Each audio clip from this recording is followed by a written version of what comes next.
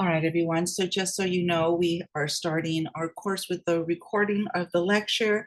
And again, today's lecture is on understanding what we call the construct of racism. And it really ties in with our first reading, which is on multiculturalism by Blum. And Blum gives us 3 values that are needed and desired in a multicultural community. We discussed this a little bit last week, but today we're going to delve in. First value that's absolutely necessary is to be anti-racist. Second, again, is to be multicultural. And the third is community connection and common humanity. One thing to note, you guys, is that according to Blum, all these 3 values are needed for a thriving multicultural community. However, each of these has their own distinct definition. It's going to be your responsibility to understand these definitions. Let me know what you think about them. And also important to note that all of these 3 are interrelated. All right, they're interrelated, which means you can't have one without the other. All 3 of these are needed in order for this to work. Now, I want to start off, you guys, with, and again, if you have it with you, that would be great. If you have the text with you, take notes. If you have it as a digital, in a digital format, that's fine as well.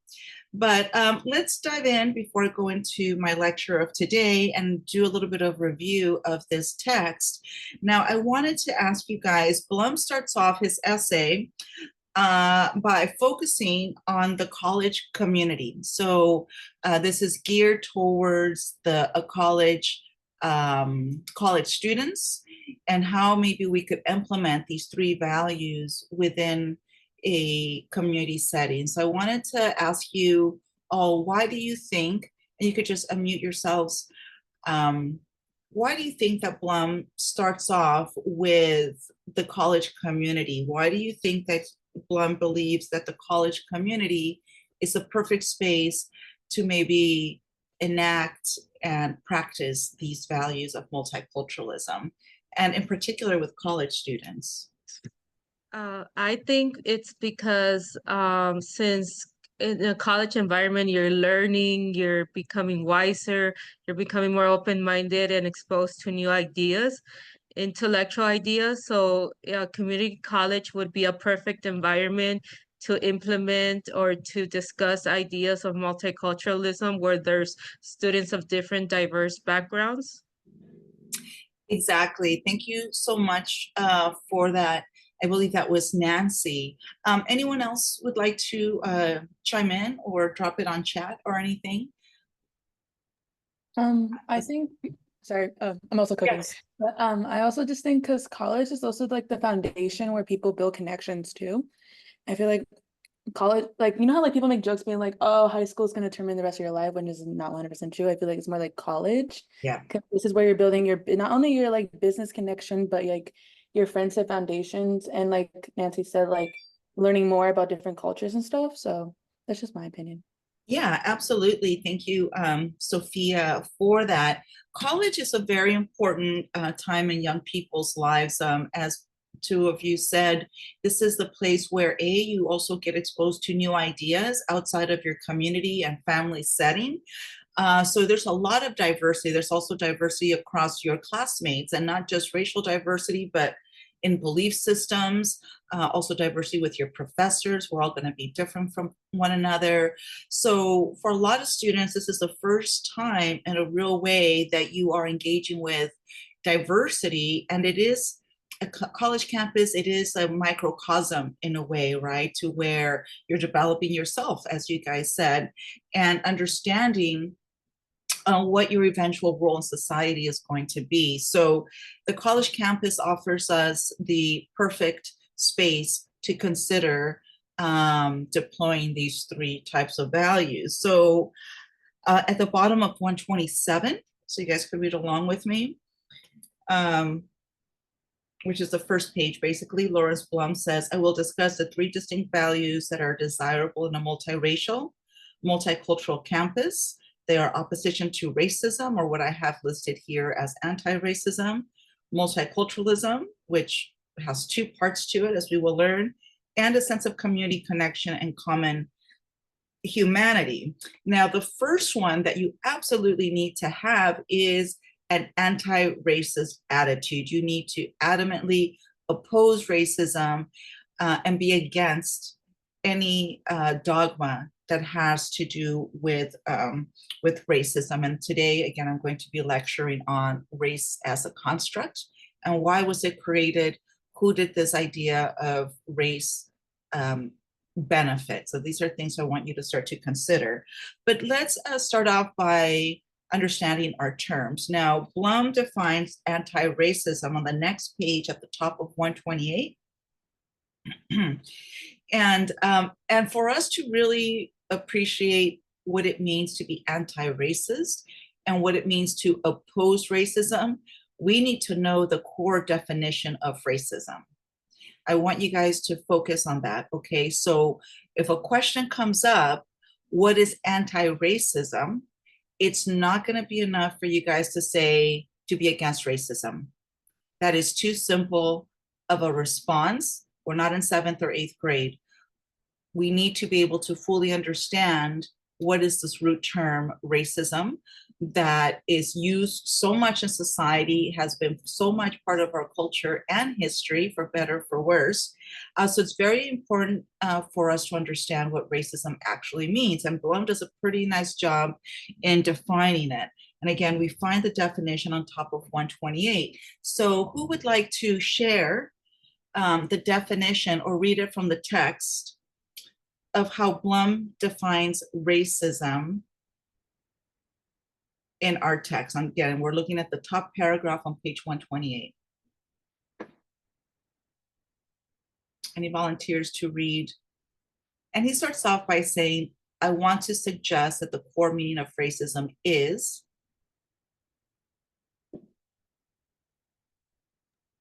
connected with the domination or victimization of some groups by others, and with the notion of the subordinate groups as inferior or less worthy than the dominant group.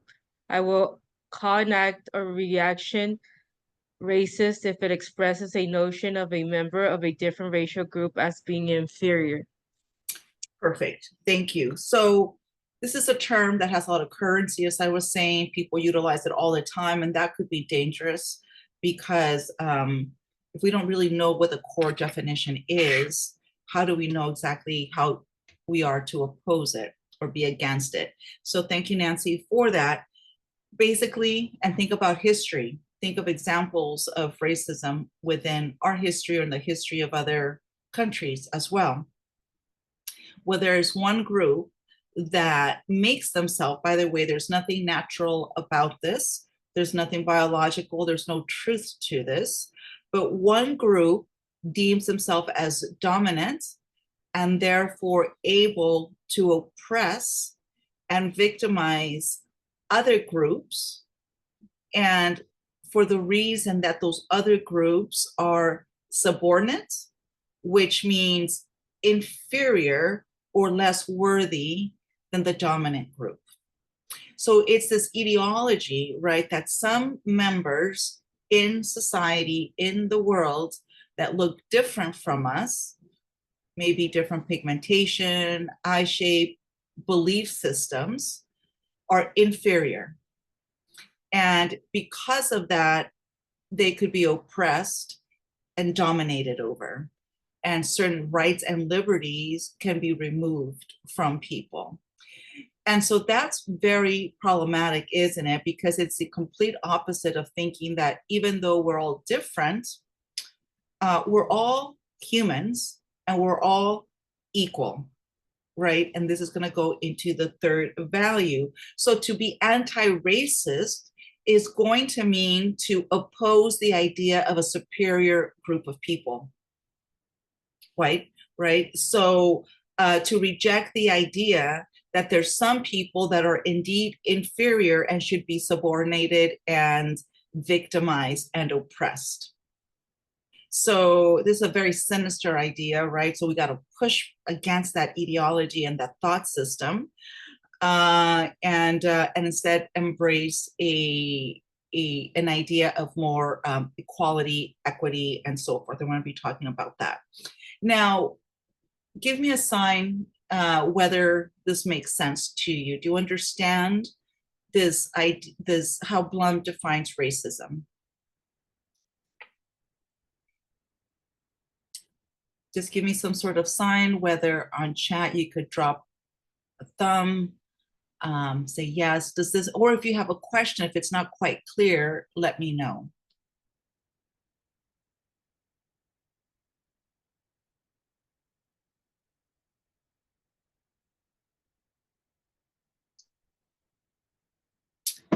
Thank you, Nancy. Anyone else? I don't think I could see reactions, so well, maybe I can. If you guys, Gabriella, and thank you, Gabriella, Nancy, Sophia, Aiden, Diane. I'm not sure if you're understanding this, but let me know if you have questions, because before we proceed, it's important that we all have a good idea of this. So basically, on the next page, thank you, Sophia, he does say that there has to be this asymmetrical relationship, not symmetrical, but asymmetrical, where one group of people puts themselves as the dominant group. Now, historically speaking, in our society, in US history, that dominant group has been not only Caucasians, but also men, right? So white men in particular have posed themselves to be the dominant enforcers of racist ideologies that have been deployed. And we're going to understand that a lot of this is going to be cemented with laws. Okay, so we're going to get back to that. So now we understand how important it is to be anti-racist, to not believe that there are people that inherently are inferior. That's just a ludicrous thing to think, right? But it's been out there. Now, the paragraph below that is very important, you guys, because some people confuse this. Now, the paragraph below, Blum says, on this view, the following phenomena, often called racist by many students, are not necessarily, or are usually not racist. And so it doesn't mean that they're not problematic in some way or another, but it doesn't rise to the occasion of racism because it doesn't show the idea that one group is superior to another. So, for example, a departure from a meritocratic justice. So a lot of people think affirmative action is racist or even reverse racism. And of course, affirmative action has allowed the workplace and our school system to be more equitable because historically speaking, many people of color and women could not go to college. So the majority of us here in this room would not have had access to a higher education because that was the law, that was legislation, until we fought and we reversed that during the civil rights movement. So things like affirmative action, which again allow for the diversification in our schools and in our workplace. Some say that it's racist, but it's not, according to the definition that Blum gives us. So these three things are things that Blum says some people think are racist, but they're not. I also want to be clear here, because sometimes when you get graded on this or you have to write, some students misunderstand this and they say these three things are things that are anti-racist, right? And this is why it's important for us to know our terms. Anti-racism, again, is to be against and oppose racism. And what is racism? The idea that there is one group that is superior or dominant over others, with the notion that other groups are inferior, less worthy.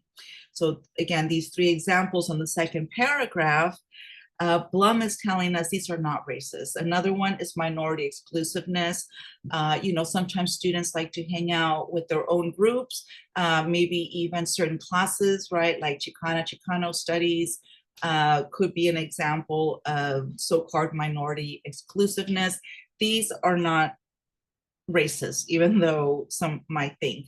The one that's a little bit more controversial is stereotyping. Assuming some things about a group. that might be erroneous. It's problematic, but does not quite rise to the occasion of racism, according to Blum. And then he goes on to say, none of these actions express beliefs of superiority towards other groups. This is why they should not, I suggest, be called racist.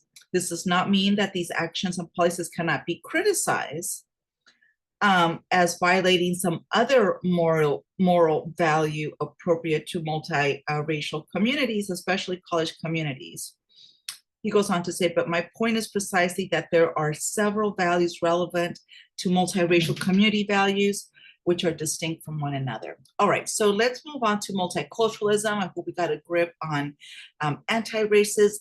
The second value that, according to Blum, are needed in a truly multicultural society is, of course, to be multicultural. That is the first term to our course, right? So it's going to be very important for us to understand what it means. And he defines multiculturalism on the bottom of page 129, you guys. And I'll give you a hint. It has two parts to it. It has an A and a B. So let's see, Nancy, I believe that you read what racism was.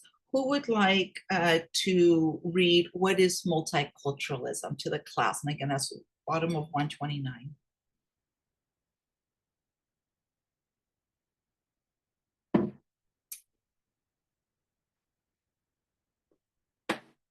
Anyone outside of Nancy would like to read this for you? For us, I mean. Let's see, anyone? Aiden, Diana, Gabriela, Nancy, Sophia.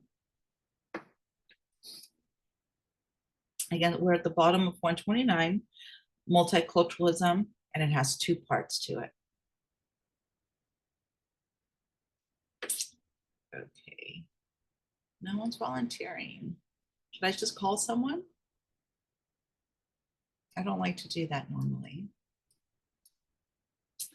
But believe it or not, reading. I don't mind reading it. Thanks, Nancy. I just wanted to see if there was anyone else that wanted to get some participation points. And by the way, it helps us for our study. When you read something out loud, it really does help you with your assignments and your exams or tests. So thanks, Nancy. I'm going to give another person a chance. Sophia, do you want to read a little bit? Aiden, Gabriela, Diana? One with number 2, right? What says multiculturalism? Mm-hmm. Okay, yeah. Let me minimize my screen. Thank you. Let me go back. It's the number 2, multiculturalism like racism, correct? Yeah. Mm-hmm. Okay, cool. I'll read. Do you want me to just read the section? Yeah. Mm-hmm. Okay, cool. Number 2, multiculturalism like racism. This is a term of great currency and sorry, I cannot read. Impress usage. I will use it to compass the following two I cannot read. Components: A, understanding and valuing one's own cultural heritage, and B, having respect for the interests and cultural heritage of members of groups other than one's own. Okay, perfect. And then I'll let you continue, but this is the core definition, you guys. I want you to focus on, highlight, underline it. Number 1, understanding and valuing your own cultural heritage. So multiculturalism starts with us, and as Sophia read, B is having respect for and interest in the cultural heritage members of other groups outside of ourselves. So take interest in ourselves, learn about our history, and then also, according to Blum, at least 2 other groups that are different from us. Okay, Sophia, you can continue, please. Okay. There. Note that condition B takes multiculturalism beyond what is often referred as cultural pluralism, a situation in which different groups are each turned inwards into their own group, valuing and learning about their own cultural heritage, but being indifferent to that of others. While the idea of cultural pluralism perhaps contains the notion of tolerance for and recognition of the rights of others to pursue their own cultural exploration and learning. Multiculturalism, as I'm understanding, it goes beyond this to compass, thank you. Compass a positive interest and respect for other cultures. Awesome. Well done. Thank you, Sophia, for that. and your participation today. So multiculturalism, you guys, has two parts. Take interest and value your own cultural heritage, and then take interest and learn about other people. An important term here is cultural pluralism, which you're going to have to know. And basically, it's where some groups are just so turned inward into their own group, they only value their own cultural heritage and don't care about anyone else. So then it's incomplete. So Blum says you need be as well, and not just be so into your own and indifferent and not interested in anyone else. So you have to take a positive interest in and respect and learn other cultures. And hopefully that's what we'll be doing in this class. What do you guys think about his definition of multiculturalism?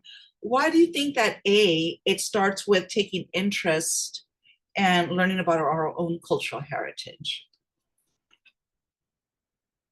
And was that surprising to anyone? It's not just that, oh, we live in a diverse community, right? It also means that we have to actively do something, learn about ourselves, know, or understand our cultural heritage, and then take interest and learn about others. So it requires some sort of activation for us. What do you all think about about this definition of multiculturalism? It kind of just makes sense in itself. Like, obviously, if you need to understand cultures, then you have to be a practicing member or at least understanding of others, you know? I like that, what you said, a practicing member, right? We have to do, it requires something of us, right?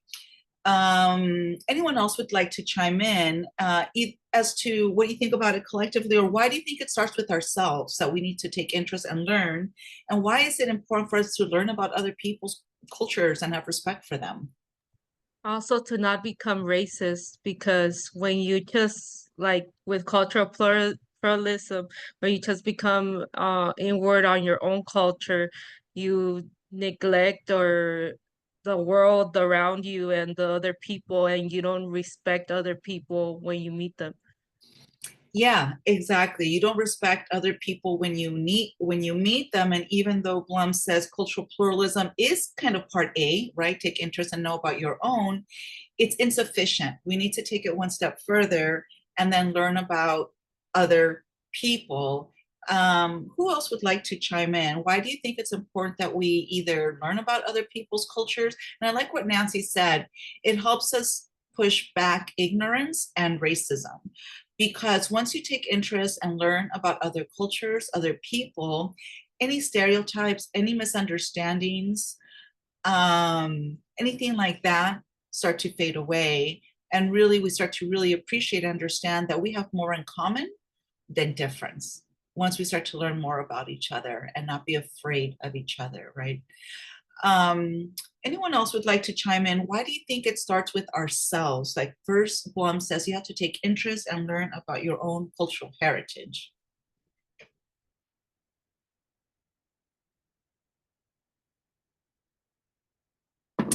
I think it has to do with, it starts with self-love, right?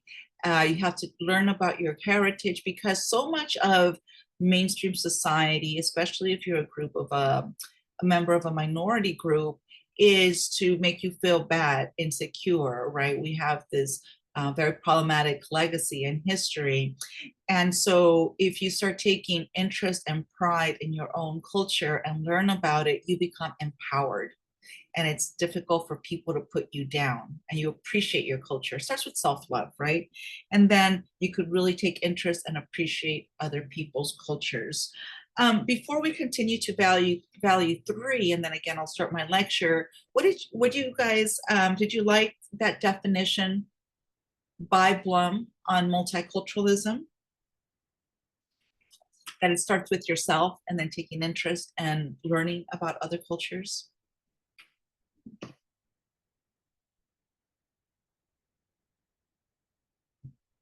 I see a thumbs up. Thanks, Nancy. All right, you guys. And then the final value is value three, community, connection, and common humanity. Now, again, Blum emphasizes that even though each of these three have distinct definitions, they're interrelated. All three of them need to be at play. And so if we go to page 131,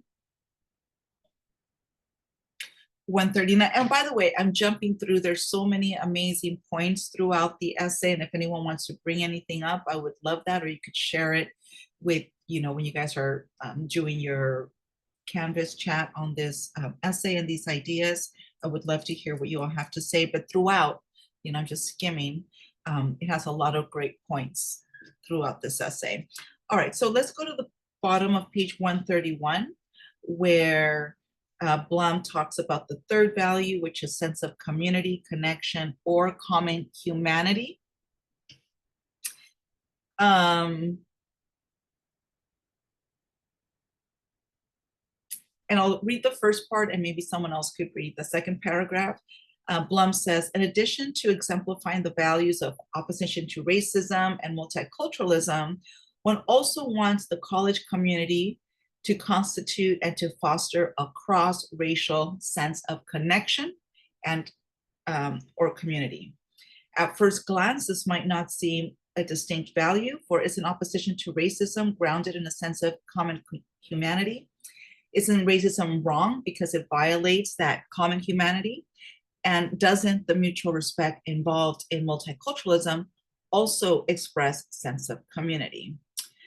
Who would like to read this bottom paragraph? And it could be anyone at all. I don't mind reading again. Okay, thanks, Sophia. But a sense of cross-racial community is, I want to argue, and distinct value, where a genuinely by anti-racist individual does not necessarily have a sense of connection to those of another race, even while she or he regards those others as equal. For this sense of a community can be negated not only by regarding others as inferior, but simply by experiencing them as others, as apart from. Distance from oneself as a person does not feel comfortable with because they are not a member of one's group. Thank you. So this is why it's important for us to foster community, sense of connection, what Blum calls a cross-racial sense of community. Why? Because, and I love this part that Sophia read, which is, you could be anti-racist all you want, right? And say, and you could genuinely believe that people are equal. But if you don't engage with, you don't bother to learn about people, maybe you don't make connections with folks that are different from you, then you still could experience them as other. You probably heard the term othering, which is, well, they're different from us, they're distinct from us. Sometimes you might not feel comfortable with groups that are not your own. And this is something that we need to walk away from. We need to come together, understand our common humanity, build community that's cross-racial, that's diverse. And so we're going to be anti-racist, but that's not enough because then you have to be multicultural. And then that's not enough because now we're going to have to foster community, connection, and common humanity. So everyone, thank you for those that read. Those are basically the values that we need to understand and foster to have a multicultural society that is thriving. And we're going to see that the artists and the art institutions that we're going to be studying about this summer are all invested in multiculturalism. They have anti-racist ideologies. They want to foster communities and connections and build bridges across cultures, right? And so that is what we hope to do and to garner. So thank you all for that. I hope that the review was also helpful for you. Now I'm going to go into a lecture just to talk a little bit about the construct of race. I don't think I'm going to have enough time, you guys, to go over the other two readings on the topic of the role or the function of art in society. So I am going to upload a little video. And I'll let you know when it's up where I'm talking about it so that you also get a little bit of review and understanding on that. All right, so let's start today on the long fetch of history. You guys, what time do we go till? I'm kind of spacing out right now. We go till, is it 1:45? 1:53. 12:53. Oh, 12. Okay, and then what time does their class end? 1:30, I believe. 1:30. I don't even remember. Okay.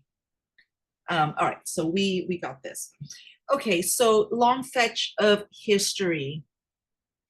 So I like to use the ocean wave as an analogy on the importance of history and how we can understand history.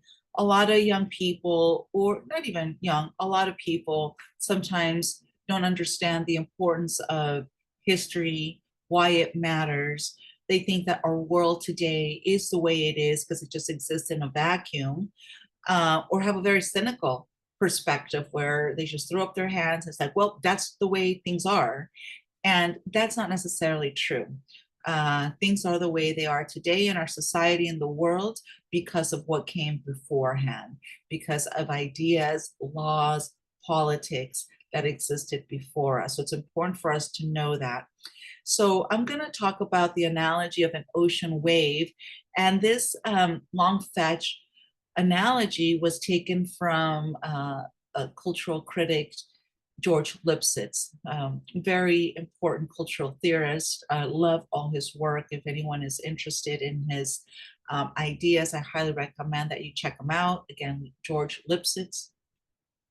But he has a very compelling analogy of history to an ocean wave. And one thing that we may or may not know is that ocean waves begin their journey thousands of miles out at sea before we humans see them with our eyes once they show up at the shore, right? So you might think when you see that wave, or you see surfers on that wave, or you're at the beach and you see that wave, that it just formed right there in front of you, or a couple minutes before. But the truth is, and this is pretty astonishing, is that the ocean waves began their journey thousands, you guys, not a few hundred, thousands of miles out at the sea. That's where that ocean wave started its journey towards its formation. The form, the size, the shape comes from the speed of the prevailing winds in the atmosphere, the power of the currents hidden underneath the sea, and their long fetch. And what's a long fetch? The long fetch, you guys, is the distance between the wave's point of origin, where it started thousands of miles out at the sea, to the point of arrival where we see it. So that's the long fetch, where it originated, how it began to be formed, to where later, thousands of miles, we'll see it, it appears to us. And sometimes the wave seems to appear abruptly and immediately out of nowhere. But in reality, these waves have a long hidden history before the human eye notices them. Now, I want you to consider this as we talk about history, right? The analogy here. So this fetch, which again is the effect of wind over water that began miles and miles away, both determines the wave and it creates that wave. All right. So important historical scholars have compared history to those waves. The force and the fury of history comes from this long fetch, right? So if we want to understand, using this analogy, why something, an expression of hatred just shows up, why this problematic rhetoric, divisive rhetoric, shows up within politics today. And we're like, where does that come from? How did that happen? We need to understand the long fetch of history, just like this wave that started thousands of miles away, hidden forces created it.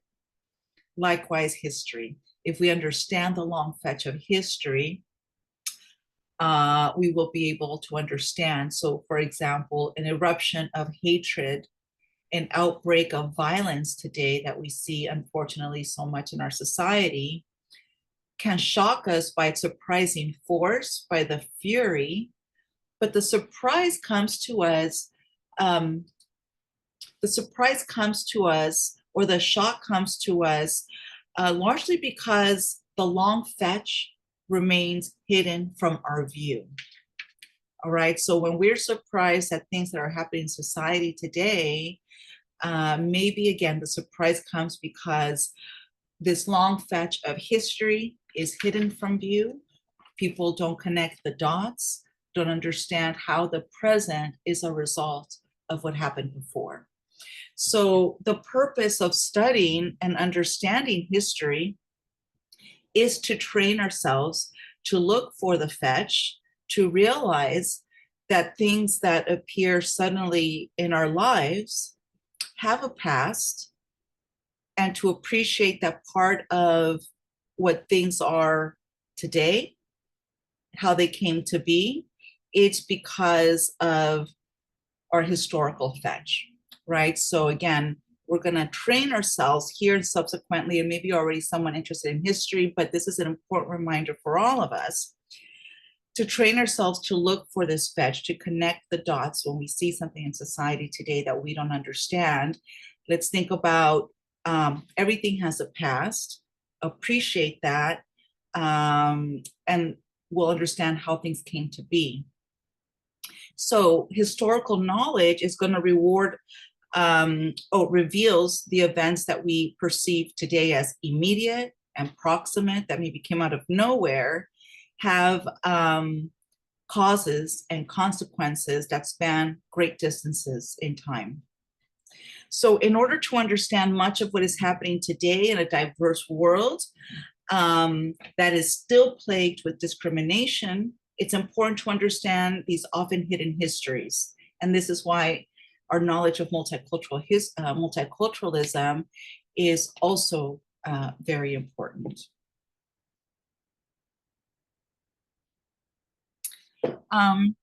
We're also going to see that many of the artistic expressions by mostly minority artists and groups from the 60s to the current time that we're going to be studying are both going to reflect the continuities of our race's history and also the ruptures in history where we advanced, where we fought for rights and we gained more rights. Social justice was gained from the ruptures. But before we do that, it's important for us to understand or to realize how race takes place. And that's why Blum's #1 values, we have to be anti-racist, and we have to understand the core definition of racism. And it's also going to be important for us to realize how race takes place, because again, the institutions, the artists that we're going to be talking about this summer all attend in some way or another to higher equality and social justice. So in my imaginary, culture is a very complicated issue. It's a complicated concept, and sometimes the best way to understand cultures, whether it's our own or others, is by looking at real life situations, observing, right? So this is why also, in addition to observing, important classes like this are needed to help us realize where we are in place and time, and what can we do to teach each other, or to teach ourselves how to treat each other with humanity and with dignity. And I'm going to talk in a little bit about race as a construct.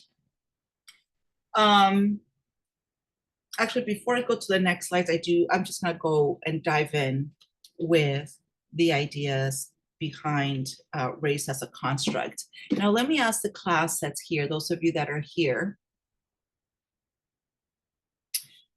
When I say that race is a construct, what do you think I mean by that? And we could start off by maybe thinking about the word construct. What does that mean? What do you think it means, or what comes to mind? I think it means it's something that, like, racism was something that we created either in our minds or because when we interacted with each other, we made it up. It's not something that is real or tangible. Mhm. Uh, uh, that's all. Yeah, thank you for that. Something that's not real or tangible, made up, right? So think about the word construct, created, right? Anyone else would like to chime in or add anything to what I've said so far? Or so when I say race is a construct, um, as your classmate said, it's basically that race is made up.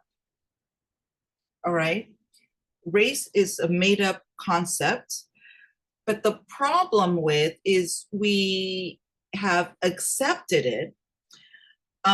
We believe this idea of race that was created, right, for a reason. And we could start thinking about that critically. Why would a concept of race be created? Think about who would it benefit. So race is a made up concept, but we believe it or we think that it's a reality.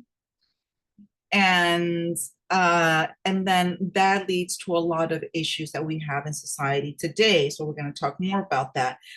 In actual fact, you guys, there's more variation within races than across races.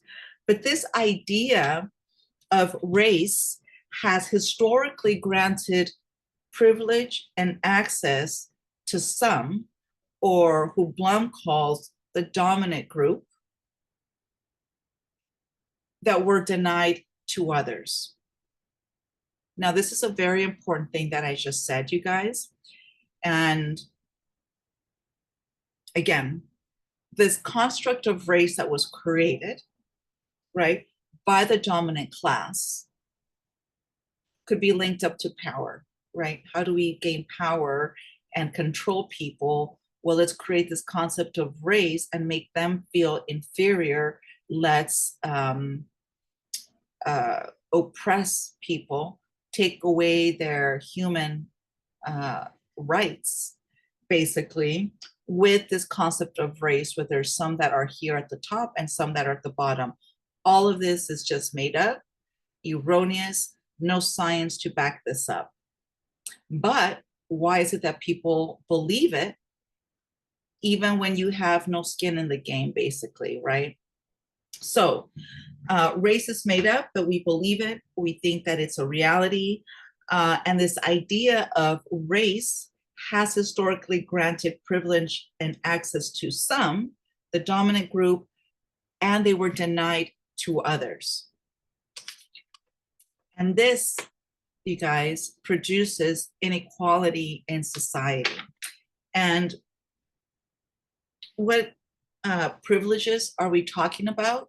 Being able to own land, being able to vote, being able to obtain higher education, be able to have control over your life, what you want to do, where you want to go, and have that opportunity, right? And these are all things that most of us now have.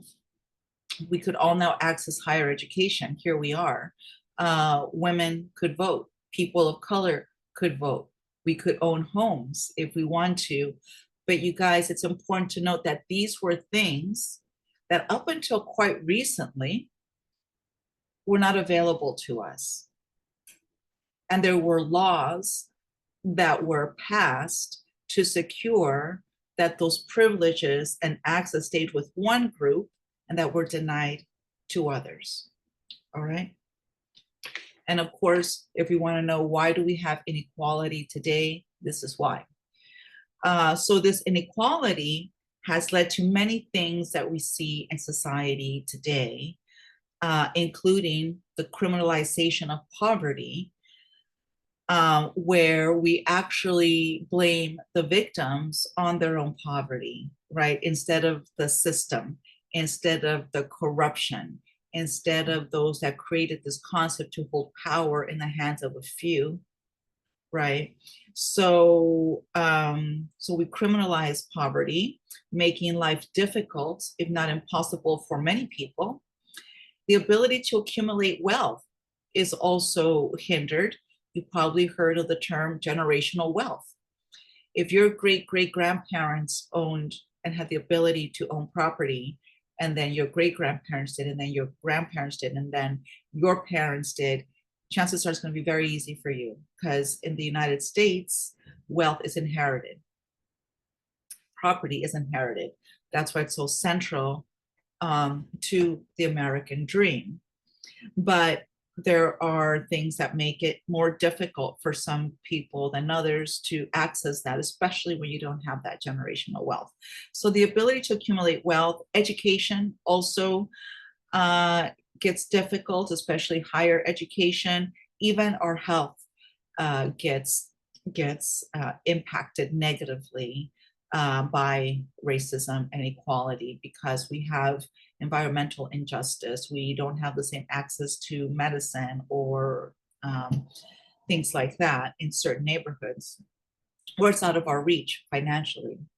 So in our country, laws have been passed since slavery to secure that access and resources stayed with the dominant groups or whites, and they were denied to others, right? So when we think about laws, we have to remember that just because something is the law doesn't mean that it is about justice.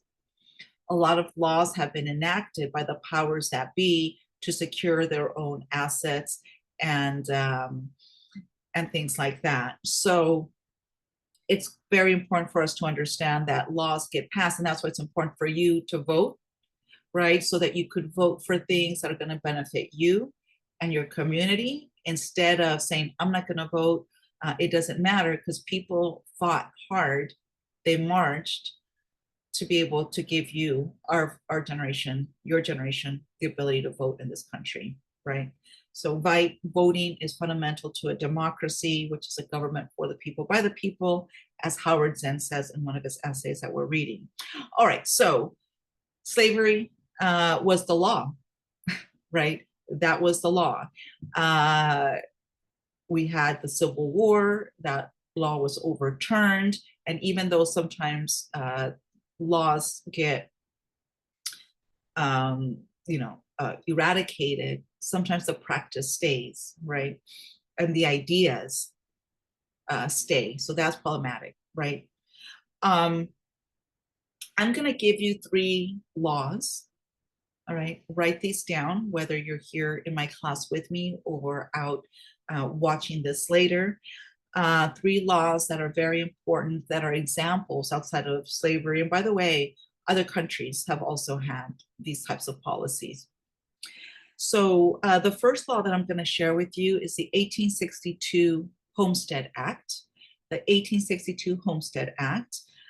The second law is the Federal Housing Act of 1934, Federal Housing Act of 1934, and more recently, things like racial zoning that we see today.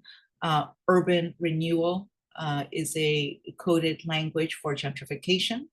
And these also have caused displacement of vulnerable communities and people. Even here in Los Angeles, we see that a lot. So I'm going to start off with the Federal Housing Act of 1934. This was a piece of legislation, a law that was passed as part of the New Deal, and that was passed during the Great Depression here in the United States. And it was passed in order to make housing and home mortgages more affordable. So the idea was, well, with this Federal Housing Act of 1934, it'll help the economy during this, moment of depression, in order to make houses and mortgages available to people, and that will help the economy. Great, right? Perfect. Working families that are struggling now could buy affordable housing and have home mortgages at affordable rates. Well, guess who this was available to? Or who was it not available to is another way to think about it.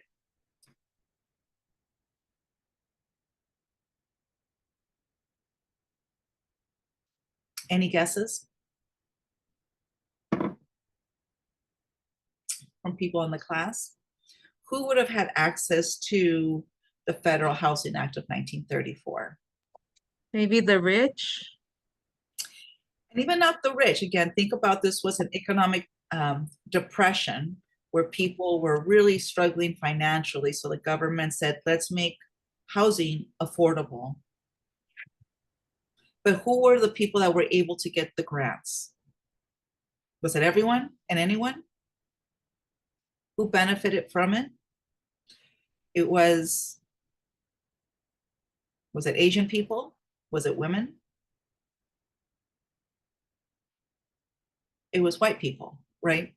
These are the folks that in 1934 got all of these grants to help them get affordable housing.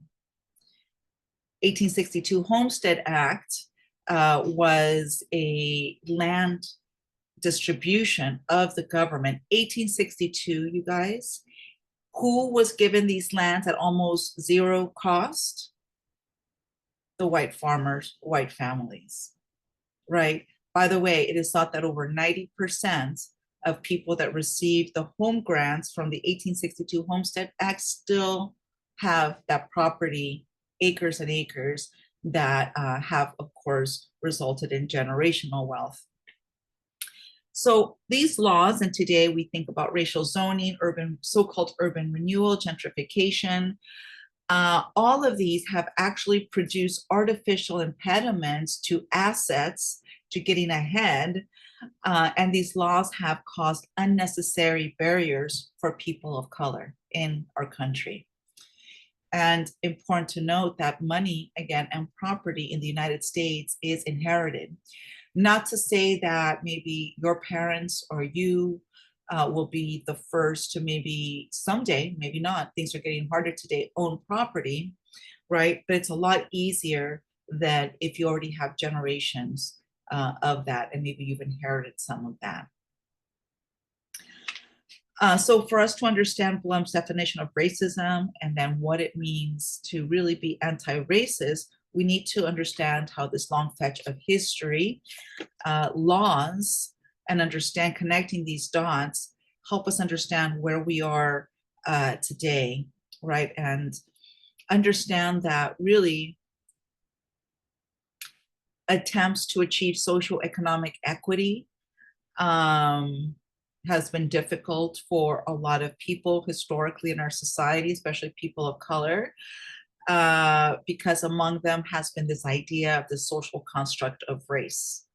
And what happens is it becomes such a mentality, such an indoctrination, that even people of color start to drink the Kool-Aid and start to become racist within their own race, right? So at that point, you no longer need white supremacy or that person, because you've already embodied those ideologies and now you're spewing that negative racist rhetoric out. So we have to be careful about that. That's why we need to be anti-racist and understand what that means.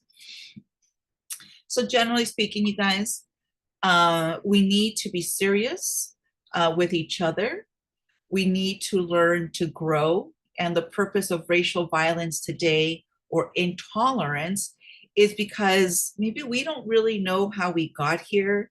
And yet perhaps we don't like the system, but we are fundamentally miseducated or we are undereducated on these issues. And why is that? Maybe our education system in K through 12, because a lot of students don't really get into this critical thinking until they get to college.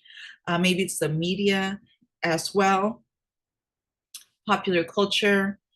But of course, we cannot all solve these problems unless we understand the long fetch, unless we understand how did we get here, unless we understand how history matters and how arbitrary some ideas are that we should really unpack, right, and think about in a more nuanced and a deeper way. Because again, we cannot solve these problems on our own, and certainly not if we don't understand this long fetch of history and understand the patterns. So for example, laws matter, right? As I was talking about the 1862 Homestead Act, for example, which is again the US federal law that gave applicant ownerships of land at little to no cost. And this was as a way to farm the land and things like that. So according to George Lipsitz, a cultural historian, he does state that the importance of property in the United States has always been somehow equated to whiteness, and that, however, inconsequential or small differences in our appearance, which we have, no say in, has led to great loss of access and resources for so many people, and has also undercut the creativity of our society because of that, right?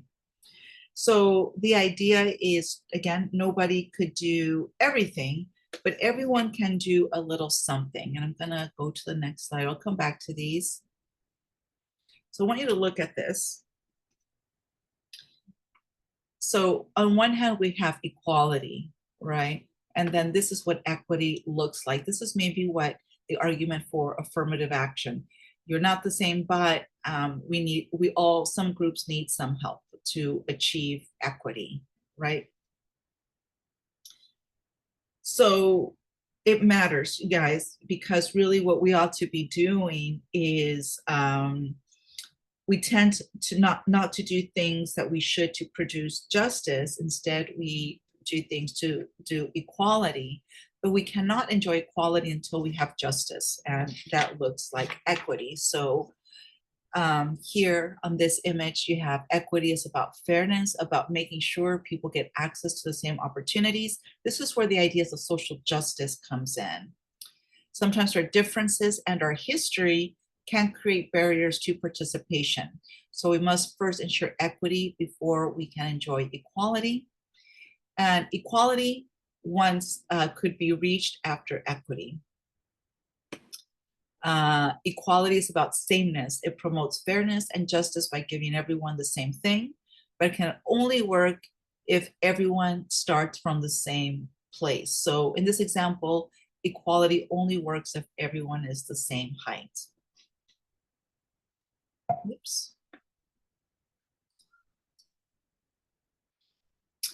I would love for you to share with me on the chat, or I'll unmute myself, or I'll unmute you guys, or unmute yourselves in a moment.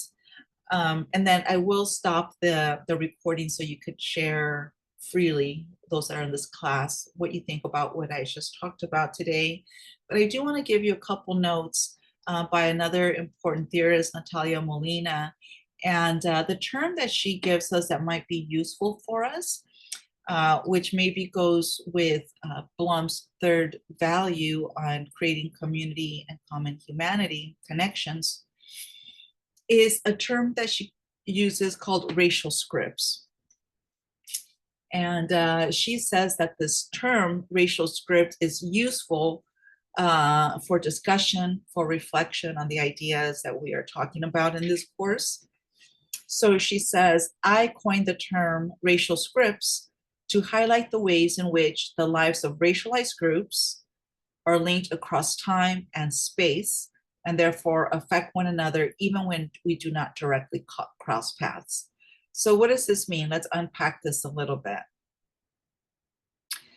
By the way, we are all, no matter what color you are, Caucasian, brown, yellow, red, we're all racialized groups because that's just what society has done over history.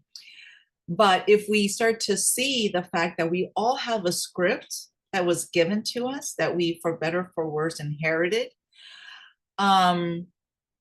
it's important for us to realize, because it shows us how our lives of racialized groups, that we're all linked together, whether it's across history, maybe it's ancestors you didn't know from your own group or other groups, right? People that are another land, maybe another city. We are all affected in this. So even if we do not directly meet each other or cross paths, we are all linked in this racial scripts ideology. So again, all of our lives have been racialized, and we should know how this affects us all and how it links us up together. So racial scripts is from Natalia Molina, and I'm going to leave you with 3 ways that racial scripts function. And again, the artists that we're going to be thinking about, the histories and legacies, utilize these tools as well. So how does racial scripts function? These are 3 ways. One of them, again, they highlight how racialized groups are acted upon and affected by a range of principles from institutional to ordinary citizens. So what does this mean? We're all affected and we're acted upon from institutions, whether it's government, work institutions, educational institutions, right? So from that and how it trickles down to everyday citizens, and it affects the way that we treat each other, right? The way we treat each other. Number 2, all groups are racialized, but we often do not recognize this shared process. We're all in our own little world. We have to know this affects all of us. We're all in this together. What happens to me will eventually affect you, will eventually affect your future generations. What happened in your generational past affects who you are today. So we're all connected. And the thing is that we fail to see our common connections, which is why Blum says we need to have that as a value. A racial scripts approach pulls the lens back and we could see what's really going on. We could see the different racial projects operating at the same time, how it affects different groups at the same time. Oops. And by studying these racial scripts, it'll help us more readily see connections between groups. Once we understand how this affects everyone in a different way, but at the same time, we are able to see our connections. And that's very important. Again, we're more connected and share more than not. And we have to remember that. Even there is laws or rhetoric from the top that want to divide us, right? You've heard the term divide and conquer. So no more infighting with us, with our groups, or even within our own families or groups. Come together is the overall idea here.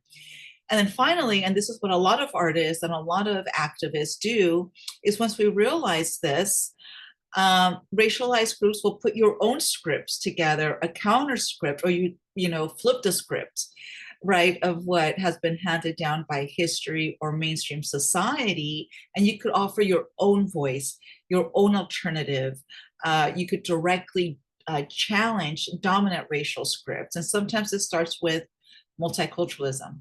Learn about your interest, learn about your history, in order for you to push back, right, on problematic, erroneous stereotypes or what have you.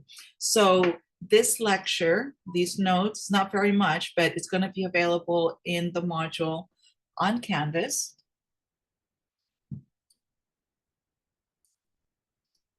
Let me just